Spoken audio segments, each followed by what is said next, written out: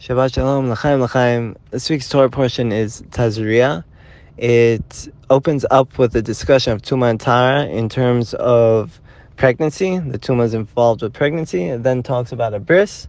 And then the majority of the portion is actually talking about the Tzaras, the spiritual disease that has physical ramifications, and many people link it to leprosy because of some of the physical symptoms, but in reality it's quite different. Tzaras is a spiritual disease, and it actually comes about through lashon hara, gossip, things like that.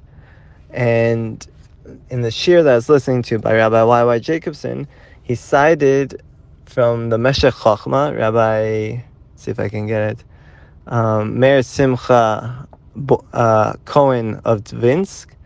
He said that the answer he gave was on a specific pasuk. I guess I better give you the question first. The question was, it said that when a person has signs of leprosy, Aaron Cohen should go and see him and look at the signs. And the Cohen should look at the signs, and you'll see that he does indeed have Tzaras. And the Cohen should look at him, or look at it, and declare him impure.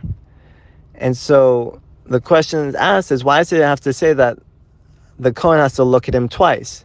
The Kohen should look at him and see the symptoms that he has, and the Kohen should look at him and declare him impure. You said that he's looking at him already at the beginning, so why do you have to say it again?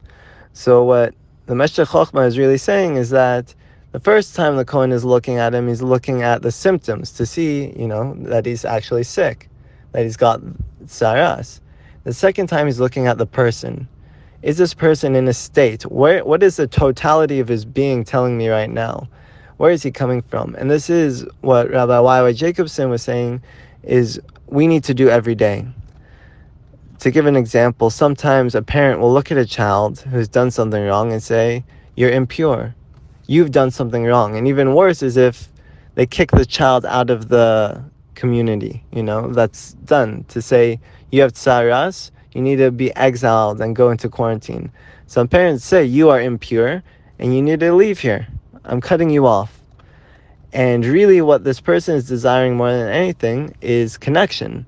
And it's not being seen because they're labeled immediately as impure. What I wanted to focus on was not actually what Rabbi Y.Y. Jacobson spoke about, but something that I felt I connected to very much was that sometimes we do this to ourselves. We look at ourselves and we say, I'm impure, I'm not good enough, or I will never make it.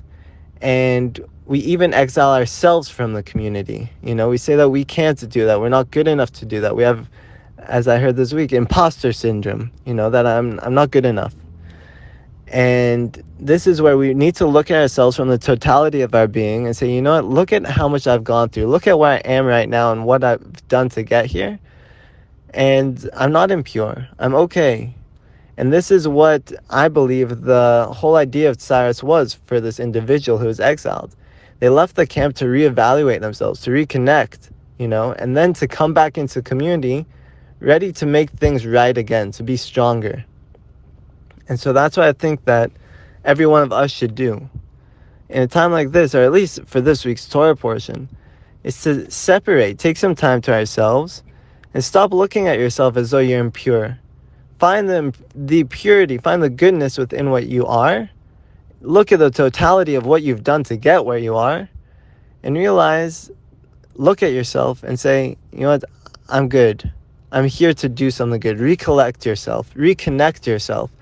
You'll find that you have a lot to contribute to not only your community or your family, but to the world at large. And it starts with just looking at yourself.